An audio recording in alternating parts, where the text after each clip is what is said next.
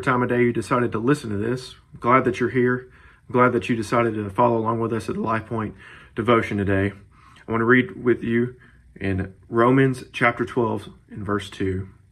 It says, "Do not be conformed to this age, but be transformed by the renewing of your mind, so that you may discern what is the good, pleasing, and perfect will of God." I think a big focus now that is new, that is fresh, that was ignored a lot, is our mind and our mental health. A lot of churches in the past believe that if mental health wasn't a thing, you didn't need to take medication for mental health. You just needed to pray through it.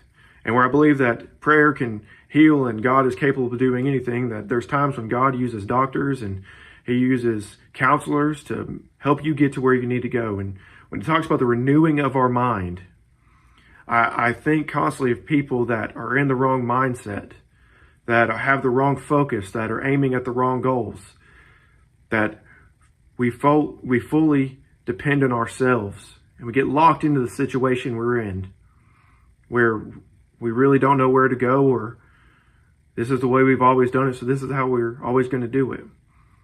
And what I want our prayer focus today to be on is that God would give us a fresh start, a fresh vision, a fresh state of mind, a clean slate of mental health, a renewed consciousness, a renewed mind, that we would be open to the things he would have for us, that we would be open to listening to his guidance, that we would be focused in on the Bible and prayer, that we'll be focused in on his will for our life and not what we want to see happen. You see, when it talks about having a departure from the things of this world, you see so many things of this world can be tempting to want, and not that they're necessarily bad things, whether it could be success or a career or just money. So many things that we want to focus on that we think would make our life better, but in reality, the plan that God has for us is so much more.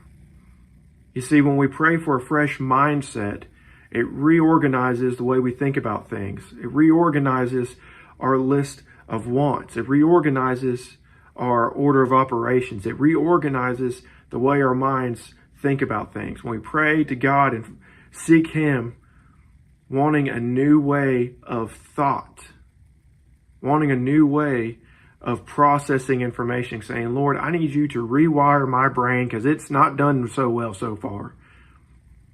That we look and focus on the things that he would have for us, not the things that we need most.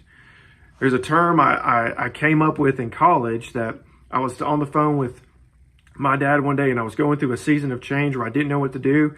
And I combined the words contemplate and pray. And I called it contemplating, where you're not really praying, because if you're like me and you're ADD, then you start praying and then your mind wanders and you have to kind of say, Lord, I'm sorry, I kind of drifted off there and started thinking about something else. But it's a state where we just kind of think on the things of the Lord and think that he would have us to do. And we're kind of bouncing ideas and just kind of going through quietly and, the things that we want to see happen in our life, and kind of just relying on God to guide our thought process.